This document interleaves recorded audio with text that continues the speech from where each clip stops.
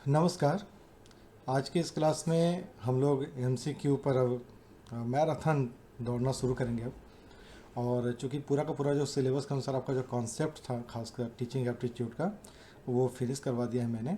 और उसके सारे क्लास 1 से लेकर के 9 तक के जितने भी लेक्चर्स थे वो सिलेबस के अनुसार आपका टॉपिक वाइज वो आपका अपलोड है यूट्यूब पर, वो आप लोग देख सकते हैं। और कॉन्सेप्ट बहुत ज़रूरी होता है। एमसीक्यू आपको केवल वहीं तक हेल्प करता है जहाँ तक आपने उस एमसीक्यू को पढ़ा है। अगर आपको कॉन्सेप्ट अगर आपका क्लियर है तो आप कोई भी अगर आपका एमसीक्यू आता है ना, अगर इसके इतर भी आएगा तो आप उसको आसानी से कर सकते हैं, क्योंकि आप ऑलरेडी कॉन्सेप्ट को समझे हुए हैं। तो कॉन्सेप्ट को मैंने बहुत ज़्यादा भास्ट नहीं किया है, बहुत ही शॉर्ट में और बहुत ही कॉम्पैक्ट में आप लोगों को दिया है, ताकि बहुत कम समय में आप उसको अच्छी तरह से कर सकें। एमसीक्यू शुरू कर रहे हैं और ये एमसीक्यू भी आपका टॉपिक वाइज ही रहेगा, जिससे कि आपका 900 एमसीक्यू आपका ये तैयार हो जाएगा 9 दिन में। और इससे कहीं बाहर का कोई क्वेश्चन आपको आने का चांस नहीं है। और सेम जो मेरा ये एक्सपीरियंस रहा है खास करके आरआरबी रेलवे का, तो उसमें भी जितने भी मैंने एमसीक्यू कराए थे, मोर देन 1000 एमसीक्यू मैंने करवाए थे, तो वो लगभग सारे क्वेश्चन आपका वहीं से आया था। तो एक अच्छा है कि क्वेश्चन हमारा आए, और अगर कोई क्वेश्चन इससे बाहर भी आता है तो सिलेबस आपका वही रहेगा और जो पढ़ा है आपने वही रहेगा, तो कॉन्सेप्ट क्लियर रहेगा आपका, तो आप कोई भी क्वेश्चन बना सकते हैं। चलिए शुरू करते हैं हम लोग। और ये 100 क्वेश्चन है आपका एमसीक्यू है, जो कि आपका मेथड ऑफ टीचिंग टॉपिक से है ये, यानी कि हर टॉपिक पर 100 एमसीक्यू हो रहा है ये, तो आपके लिए एकदम स्ट्रॉन्ग रहेगा ये, और अच्छा भी है ये। चलिए शुरू करते हैं हम लोग इसको। पहला क्वेश्चन इसका है, the lecture method is most suitable for. Lecture method जो होता है वो किसके लिए सबसे अच्छा सुटेबल होता है? लार्ज ग्रुप के लिए सुटेबल होता है। क्यों? क्योंकि लार्ज ग्रुप ऑफ पीपल है, वहाँ पर आपका क्या बोलते हैं, रिमीडियल्स और फिर इंडिविजुअल्स इंस्ट्रक्शन वो नहीं चलेगा। तो चूँकि बहुत बड़े संख्या में वहाँ पर पार्टिसिपेंट होते हैं, स्टूडेंट होते हैं, तो उन लोगों को पढ़ाने के लिए लेक्चर ये ज़्यादा अच्छा होता है। The demonstration method is most appropriate in. Demonstration method जो होता है वो सबसे ज़्यादा किस में अच्छा काम आता है? साइंस टीचिंग में काम आता है। बच्चों को साइंस समझाने के लिए आप डेमोन्स्ट्रेट करके या फिर आप उसको दिखा करके, शो करके भी बता सकते हैं। सो डेमोन्स्ट्रेशन क्या करता है? हेल्प करता है स्टूडेंट को ऑब्जर्व करने में और किसी भी प्रोसेस को, साइंटिफिक प्रोसेस को समझने में। तो बच्चे क्या होता है, बच्चे का जो कॉन्सेप्ट होता है वो अच्छी तरह से प्रैक्टिकल के माध्यम से क्लियर हो जाता है। The heuristic method focus on. Heuristic method जो होता है वो किस पर फोकस करता है? ह्यूरिस्टिक मेथड जो होता है वो डिस्कवरी बाय स्टूडेंट मेथड, मतलब वो प्रोसेस पर वो फोकस करता है, मेथड पर वो फोकस करता है। तो इसमें क्या होता है, ये हम लोग पढ़ चुके हैं ये कॉन्सेप्ट, सारा क्वेश्चन जो आपको उस थ्योरी कॉन्सेप्ट में है ये। सो ह्यूरिस्टिक मेथड में क्या होता है? Student learn by self exploration and discovery. बच्चे जो होते हैं वो खुद से एक्सप्लोर करते हैं और डिस्कवरी करते हैं, खोज करते हैं, उस पर काम करते हैं, रिसर्च करते हैं, और उसको इसको हम बोलते हैं heuristic. Project method was developed by. Project method किसके द्वारा बनाया गया है? ये आपके पास है कैलपैट्रिक के द्वारा ये दिया गया था, ये प्रोजेक्ट विधि, और ये सब हम लोगों ने बीएड में पढ़ा होगा उसको। So doctor William H Kilpatrick's a discipline of John Dewey develop the project method based on learning by doing. ठीक है, तो डॉक्टर विलियम एच कैलपैट्रिक जो उन्होंने इस विधि की खोज की थी, लेकिन ये जो सिद्धांत जो था, ये सिद्धांत किसने प्रतिपादित किया था? ये सिद्धांत जो प्रतिपादित किया हुआ था वो जॉन ड्यूई का सिद्धांत था। उसी को उन्होंने और डेवलप किया, और उसके बाद ये प्रोजेक्ट विधि का उन्होंने ये किया, मतलब उस पर वो काम करना शुरू किया, विकसित किया उन्होंने। The activity method is based on. Activity method जो है वो किस पर है? लर्निंग बाय डूइंग पर है। लर्निंग बाय डूइंग किसने किया था? जस्ट ऊपर हम लोग पढ़ चुके हैं इसको, किसने किया ये। विच मेथड इज, वो आता है इस तरह का क्वेश्चन कि किसने कौन सा मेथड ये खोजा, किसने किस मेथड को विकसित किया, है ना, उसका आविष्कार किया, खोज किया, ये आता है क्वेश्चन। तो हमेशा उसको फोकस रखिएगा कि एक एमसीक्यू में आपका 1 से 2 3 क्वेश्चन भी बन जाता है अपने आप। Which method is most learner centre. कौन सा मेथड है जो विद्यार्थी केंद्रित होता है वो? ठीक है, ये क्या होता है आपके पास? Project method. प्रोजेक्ट मेथड में क्या होता है? बहुत सारे बच्चे मिल करके किसी प्रोजेक्ट पर काम करते हैं, जिससे क्या होता है कि वहाँ पर बच्चों का प्लान भी समझ में आता है कि बच्चे क्या प्लान कर रहे हैं, उनका परफॉर्मेंस कैसा चल रहा है, और साथ ही साथ उनको एवेल्यूशन भी कर सकते हैं। तो उससे क्या होता है कि लर्निंग जो होता है वो लर्नर सेंटर्ड हो जाता है। The discussion method develop, discussion method क्या डेवलप करता है? Speaking and thinking skill develop करता है। सो डिस्कशन मेथड में क्या होता है कि बच्चे कम्युनिकेट करते हैं, ठीक है। उसमें क्या होता है कि आपस में बातचीत करते हैं, वो किसी भी टॉपिक पर बात करते हैं तो कम्युनिकेट करते हैं। वहाँ पर उनका रीजनिंग सेंस काम करता है, उनका कॉपरेशन जो उनका हैबिट है, उनका जो बिहेव है वो काम करता है। तो बच्चे का क्या डेवलप होता है? स्पीकिंग और thinking skill. The inductive method processed from, inductive यानी कि आगमन विधि जो होता है वो कैसे आता है? पार्टिकुलर टू जनरल चलता है। So in inductive reasoning student move from example to general principle, ठीक है। डिडक्टिव मेथड किस पर, निगमन जो होता है किस पर, कहाँ से शुरुआत होता है, मेथड स्टार्ट कहाँ से होता है? ये रूल और प्रिंसिपल से स्टार्ट, यानी कि आज इसमें एक फिक्स रूल बना दिया जाता है और उसी को क्या करते हैं बच्चे लोग उसको फॉलो करते हैं। यानी कि क्या होता है? ये जनरल रूल होता है, ये स्पेसिफिक केस के लिए चलता है ये, ठीक है। यानी कि जनरल से ये स्पेसिफिक की तरफ जाता है। और ऊपर वाला क्या था आपका? ऊपर वाला जो था वो क्या बताता है कि ये आपका जो भी है, जो हमारा जो था वो एक था आगमन विधि, ये क्या करता है?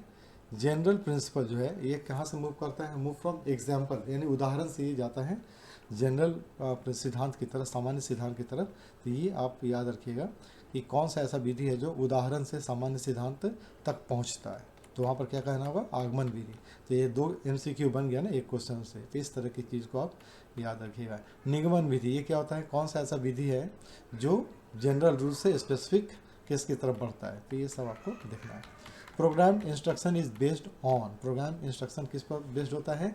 बिहेवियरिज्म पर बेस्ड होता है। इसमें क्या होता है कि learning uses step by step री इन्फोर्समेंट होता है उसमें, based of Skinner's behaviourist theory पर ये आधारित है। The play way method is mostly used in, play way कहाँ था? प्राइमरी क्लासेस में ये यूज़ किया जाता है play way method. The problem solving method develops, क्या डेवलप करता है? Problem solving method reasoning and creativity को डेवलप करता है। तो प्रॉब्लम सॉल्विंग में क्या होता है कि बच्चे की तर्कशील और उनकी रचनात्मकता डेवलप होती है। आपने कोई प्रॉब्लम उनको दे दिया, वो प्रॉब्लम को सॉल्व कर रहे हैं, ठीक है। तो उसका वो खुद भी उसका एक्सप्लोर भी करते हैं, उसका सॉल्यूशन भी निकालते हैं। और इस तरह से क्या, अगर मान लीजिए सपोज मैंने आपको 1000 रुपये दे दिया कि जाओ भाई इस 1000 रुपये से आपको बिजनेस स्टार्ट कर देना है। अब आपके पास केवल 1000 रुपया है, बाकी आपके पास कुछ है नहीं, बिजनेस स्टार्ट करना है। तो यहाँ पर क्या होता है? प्रॉब्लम आपको दे दिया गया है, आप उसको कैसे सॉल्व करोगे? तो उसके लिए प्लान बनाते हो ना कि कौन सा बिजनेस करना है, कौन सा हम एरिया में रहते हैं और जिस एरिया में रहते हैं वहाँ पर कौन सा बिजनेस चलेगा। तो ये क्या हो रहा है? उसका रचनाशीलता को, तर्कशीलता को बढ़ाता है। और अगर हम ये बिजनेस करेंगे तो चलेगा, नहीं चलेगा, क्या होगा, ये सारी चीज़ें तर्क में आती है और उसके बाद वो बिजनेस करता है, यानी कि उस सॉल्यूशन भी निकाल लेता है। और इस प्रकार से क्या होता है? उसका क्रिएटिव थिंकिंग बढ़ता है।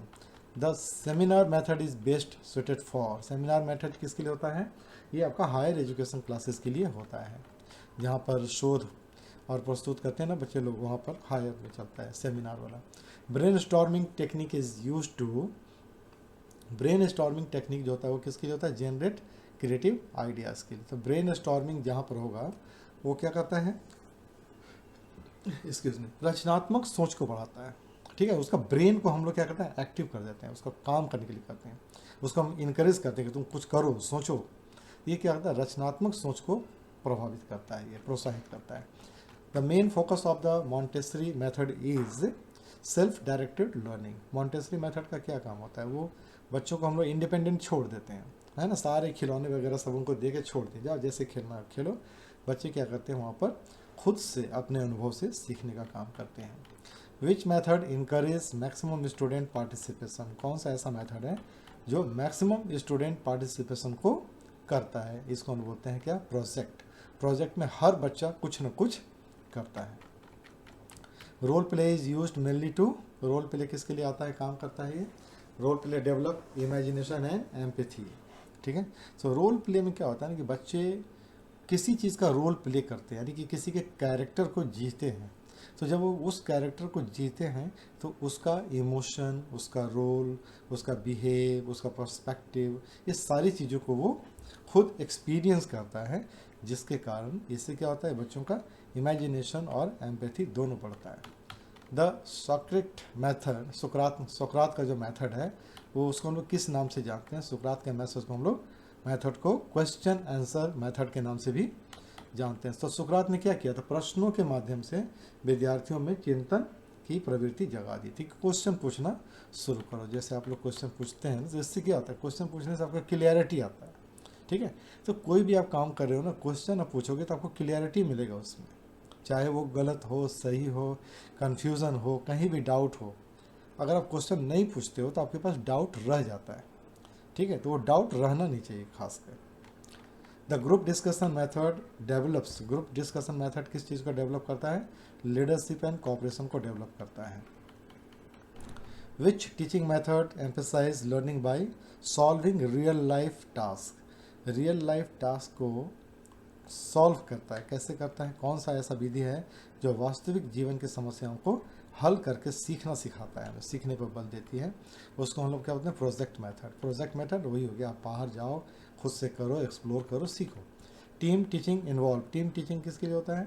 Many teachers planning and teaching together, बहुत सारे टीचर जो होते हैं मिल करके वो प्लान बनाते हैं कि कौन सा कैसे पढ़े। जैसे होता है ना साइंस में, 9-10 में जो साइंस होता है उसमें क्या होता है? फिजिक्स, केमिस्ट्री, बायो, 3 टीचर एक ही सब्जेक्ट को पढ़ाते हैं, इसको हम बोलते हैं team teaching.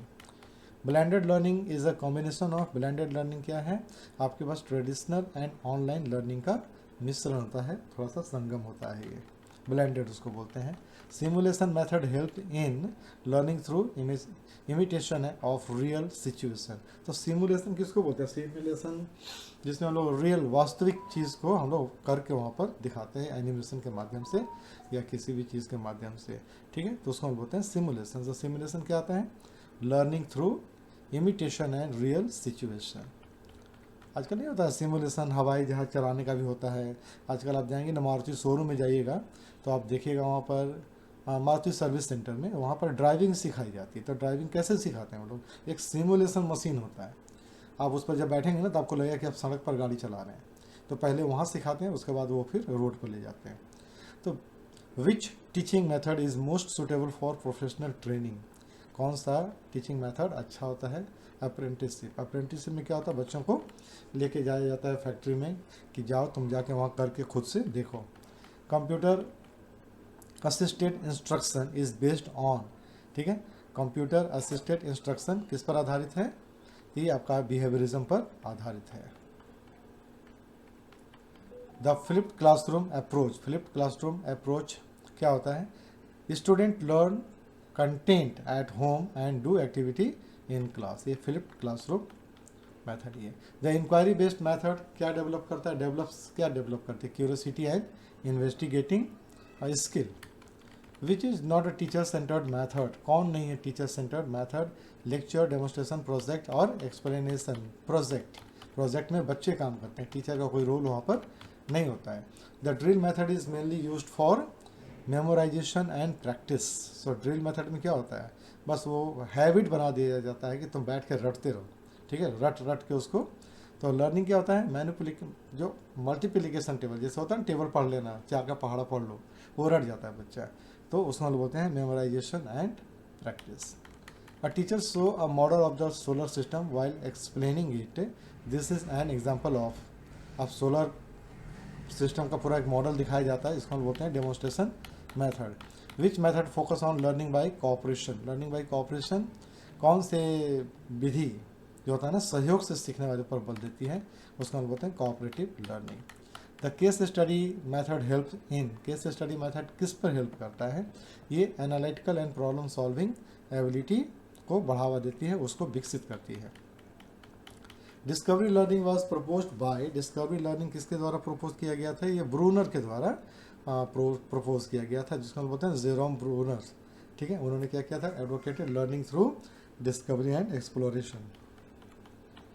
Programme instruction follows the principle of, ठीक है, small steps and immediate feedback पर वो फॉलो करती है, उसको फॉलो करती है। Which teaching method is best for skill development, कौन सा टीचिंग मैथड स्किल डेवलपमेंट के लिए अच्छा होता है, उसमें बोलते हैं demonstration and practice. The main purpose of the problem solving method is to develop reasoning ability. ठीक है, तो इसका हम लोग ऊपर में भी सब एक्सप्लेनेशन हम लोग कर चुके हैं। तो ये क्या करता है, आपका प्रॉब्लम सॉल्विंग मेथड वहाँ पर बच्चों को एनालाइज करना सिखाता है, विश्लेषण करना सिखाता है, सोचना सिखाता है, और जो प्रॉब्लम आता है उसको क्रिटिकली सॉल्व करना सिखाता है। ठीक है, जिससे कि उनको एक प्रॉपर सॉल्यूशन मिल सके। Which method uses learning by imitation, role play. ठीक है, ऊपर हम लोगों ने देखा था अभी। Brain based learning emphasize, brain based learning understanding how the brain learn naturally. ठीक है, तो ये क्या होता है, ब्रेन बेस्ड लर्निंग होता है। किस पर बल देता है कि बच्चे जो होते हैं ये neuro science principle for effective teaching, ये मस्तिष्क के कार्य को समझकर सीखने पर बल देता है, उसको प्रभावी बनाता है। The role of teacher in constructivist classroom is, ठीक है, facilitator of learning. Which method is most effective for teaching moral values, moral values सिखाने के लिए कौन सा, story telling and role play. ठीक है, experiential learning is based on, experiential learning किसमें है, लर्निंग बाय एक्सपीरियंस और लर्निंग बाय डूइंग। ठीक है, simulation method is particularly useful in risk free practice of real situation. अब ये नहीं यहाँ पर डिस्कस करना, चूँकि हम लोग ऑलरेडी ऊपर डिस्कस कर चुके हैं कि सिमुलेशन मेथड क्या होता है। Which teaching method is most suitable for language learning, language learning के लिए सबसे अच्छा क्या होता है, ऑडियो लिंगुअल मेथड। ठीक है, सुन करके आप ऑडियो सुने और उसको सुन करके आप उसको रिपीट कीजिए, उसको ड्रिल कीजिए, प्रैक्टिस कीजिए। ठीक है, और listening to develop language skill. Inquiry based learning promotes, किस चीज़ को प्रमोट करता है, क्रिटिकल थिंकिंग एंड क्वेश्चनिंग को। फ्लिप्ड क्लासरूम इंप्रूव करता है किस चीज़ को, student engagement and active learning को। Experiential learning cycle was proposed by, किसने किया था, कॉल्ब ने किया था, डेविड कॉल्ब। ठीक है, propose the 4 stage experiential learning cycle. ठीक है, सो कॉल्ब ने प्रपोज किया था किस चीज़ को, अनुभवात्मक अधिगम चक्र को, जिसमें क्या था, concrete experience, reflective observation, abstract conceptualisation and active experimentation. तो ये 4 आपके पास 4 स्टेज है जिसको कि डेविड कॉल्ब ने बताया था। So team teaching enhance, team teaching क्या करती है, teachers collaboration and student exposure to diverse perspective, ये बढ़ाती है। ठीक है, तो इससे क्या होता है कि टीचर्स जो होता है ना, विभिन्न शिक्षक अलग अलग दृष्टिकोण के साथ साथ अपनी विशेषज्ञता लाते हैं, अपना एक्सपीरियंस लाते हैं। जैसे कि छात्र 4 अलग अलग टीचर के, जैसे 4 टीचर हैं तो 4 टीचर मिल करके अपना अपना वहाँ पर थॉट देते हैं, तो बच्चों को क्या मिल गया, 4 अलग अलग थॉट मिल गए। अगर क्लास में 4 बच्चे 4 क्वेश्चन पूछेंगे तो बाकी बच्चों को क्या मिला, 4 क्वेश्चन मिला। ठीक है, तो एक सिंपल सा चीज़ होता है, इससे क्या होता है कि सभी का नॉलेज बढ़ता है। अगर मान लीजिए कि आप में से बहुत सारे हैं, पढ़ने वाले तो बहुत हैं, अब अगर उनमें से बहुत सारे स्टूडेंट जो है ना क्वेश्चन पूछना शुरू कर दें, ठीक है, तो वो उससे क्या होता है, केवल वो नहीं होते, बाकी लोग भी उससे लाभान्वित होते हैं, जानते हैं। ICT based teaching focus on, किस पर फोकस करता है, using technology to enhance learning को फोकस करता है। ये learning is online self based learning using digital media, जो आप लोग कर रहे हो अभी। The main advantage of project method is, project method का क्या होता है, hands on experience and application of knowledge. Which method is suitable for large classroom, large classroom के लिए लेक्चर मेथड सुटेबल होता है। Role play is particularly effective for, किसके लिए होता है role play, developing social skill and empathy. Cooperative learning emphasize, cooperative learning किसके लिए होता है, group cooperation and mutual help के लिए। The main focus of Montessori method is child centered self directed learning पर ये फोकस करता है। ठीक है, the main principle of heuristic method is discovery by learners, खुद से समाधान खोजना। Which method is best for teaching complex scientific concept, ये होता है demonstration. Peer teaching is student teach each other, peer मतलब आपसी दोस्तों का आपस में सीखना। Which method is effective for experiential learning, role play, project and simulation. The story telling method is particularly useful for teaching values and moral. Flipped classroom method shift, किस चीज़ को शिफ्ट करता है ये, content delivery from class to home. ठीक है, blended learning combine traditional face to face and online learning. Which method is learner centered and encourage self directed learning, इसको हम लोग बोलते हैं मॉन्टेसरी मेथड। ठीक है, तो कुछ क्वेश्चंस जो है ना ऐसा है ना कि आपको लगेगा कि यार ये वही है। ठीक है, जैसे ये क्वेश्चन जो था आपके पास, इनका सेल्फ डायरेक्टेड लर्निंग, ये मॉन्टेसरी मेथड आ गया। ठीक है, और ऊपर में जब आप देखते हैं ना पीयर है या फिर कुछ कुछ, तो कभी कभी क्वेश्चन क्या होता है ना, कभी कभी कन्फ्यूजन देता है। एकदम क्लियर कट इस पर आप लोग चलिएगा। Which method is most effective for developing higher order thinking skill. ठीक है, ये किस चीज़ को प्रोवाइड करता है, problem solving. Which method emphasize learning by doing. ठीक है, activity method.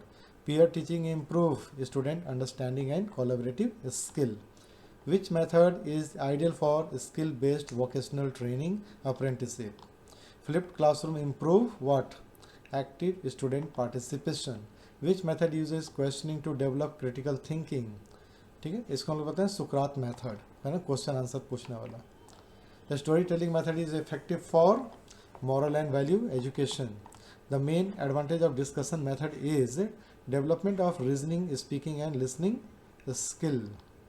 Problem based learning is student centered method using real life problem. Which method is best for developing creativity? Project method. ICT based teaching improve what? Student engagement and access to resources. Brainstorming teaching technique encourage group creativity and idea generation. Discovery learning is based on student explore and discover knowledge themselves.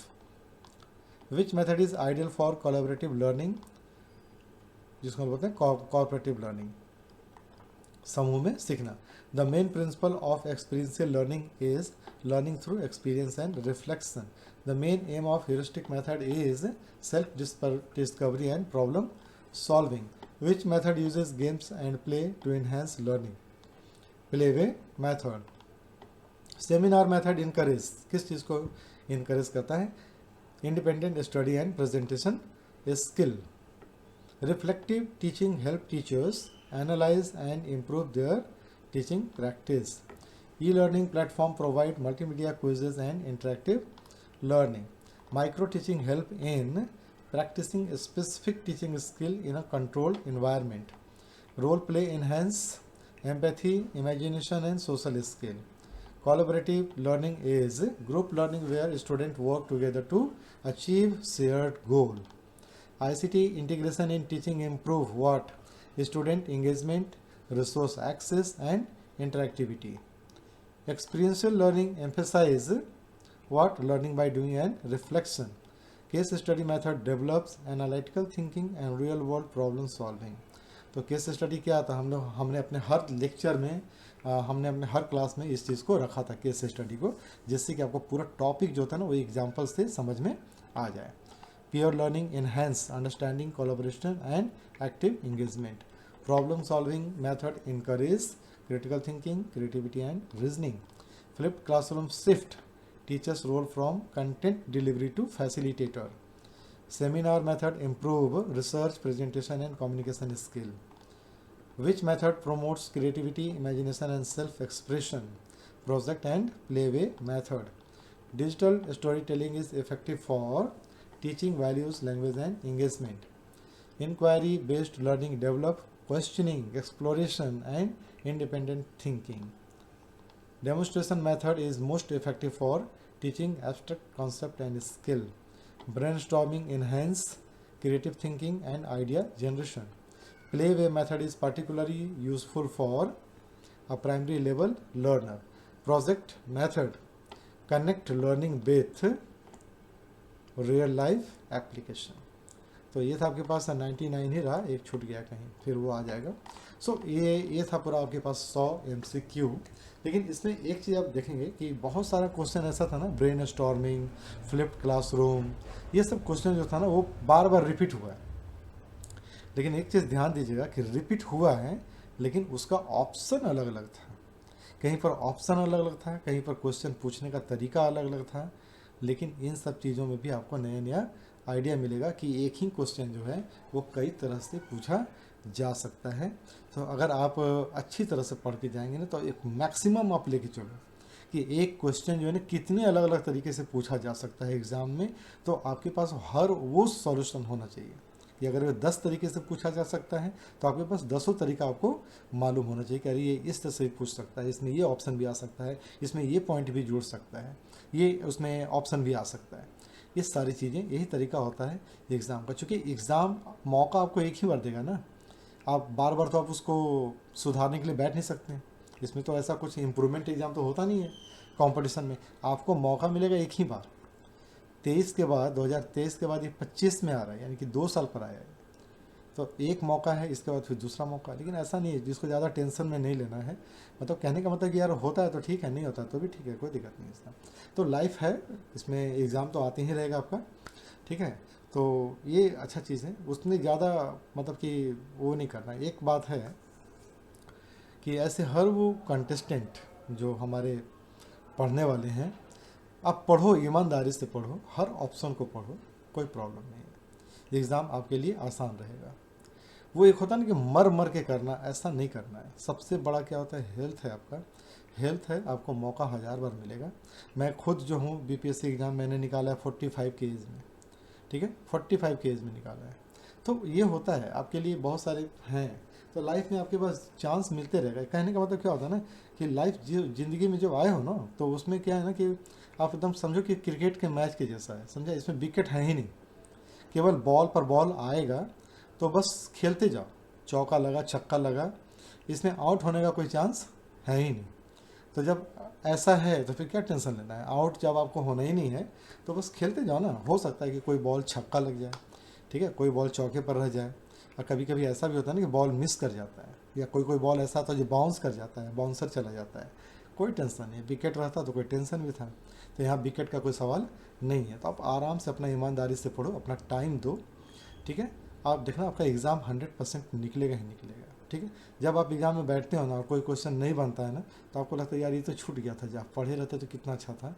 तो वही होता है, आप हर question को पढ़ते चले जाओ। एक बार भी अगर आप पढ़ोगे ना तो आपके माइंड में वो कहीं ना कहीं रहेगा, वो थोड़ा सा भी रहेगा लेकिन रहेगा।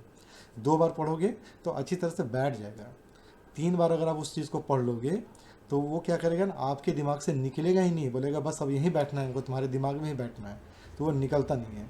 तो यही होता है आपका री इन्फोर्समेंट। अगर आप उसको बार बार एक ही चीज़ बताओगे तो वो ऐसा बैठेगा दिमाग में कि वो निकलेगा ही नहीं। तो सारे क्वेश्चन को बैठा लो ना, तो आपके लिए इस टीचिंग एप्टीट्यूड में पूरे 1000 क्वेश्चन करवा रहा हूँ, इससे एक क्वेश्चन भी आपका बाहर से नहीं आएगा। और जितने सारे मैं ऑप्शन करवा दे रहा हूँ ना, मैं एक एक क्वेश्चन का 4-4 5-5 अलग अलग तरीका, एक क्वेश्चन आपका इधर उधर नहीं भागेगा। तो चलिए इसी तरह से पढ़ते रहिए आप लोग। और कहीं पर भी क्वेश्चन हो तो आप लोग पूछते हैं ना, बहुत मज़ा आता है। आप देखते भी होंगे मैं क्विक आंसर देता हूँ, ठीक है। तो ये भी मुझे अच्छा लगता है कि यार चलो अच्छा है, सॉल्यूशन हर चीज़ का होना चाहिए। तो क्वेश्चन आपका जैसा भी हो, लंबा हो छोटा हो, उसको मैं आपको उसका आंसर मैं परफेक्ट आपको दूंगा। तो सीखते रहिए, लोगों को बताते रहिए, जोड़ते रहिए। और कहते हैं ना उसको कि मैं अकेला ही चला था जानवे मंजिल, मगर लोग मिलते गए और कारवां बनता गया। तो यही है, आप लोग मिलते रहते हैं, जुड़ते चले जा रहे हैं, और बहुत अच्छा लगता है मुझे। संख्या भी बढ़ती चली जा रही है और ये अच्छा लगता है, यही सब तो बूस्ट करता है। ठीक है, आप लोग पढ़ते रहिए, और कहीं भी कुछ क्वेरी हो, क्वेश्चन हो, तो आप लोग ज़रूर कमेंट में लिखिएगा। और बना रहा हूँ मैं थोड़ा सा, वेबसाइट जो है बस लास्ट स्टेज पर है वो। आज कल में परसों में मैं उसको अपलोड कर दूंगा, सारा का सारा PDF अपलोड कर दूंगा मैं। आप लोगों के लिए आसान हो जाएगा, आप लोगों का निकले। इससे बढ़कर मेरे लिए और भी कोई खुशी की बात नहीं हो सकती है। जो लगेगा वो मैं आप लोग के लिए करूँगा मैं। चलिए आज के लिए बस इतना ही, फिर मिलेंगे हम लोग अगले क्लास में 100 MCQ के साथ में, जो आपको और भी स्ट्रॉन्ग बनाएगी। तब तक के लिए बहुत बहुत शुक्रिया। शुभ रात्रि, सबा खैर।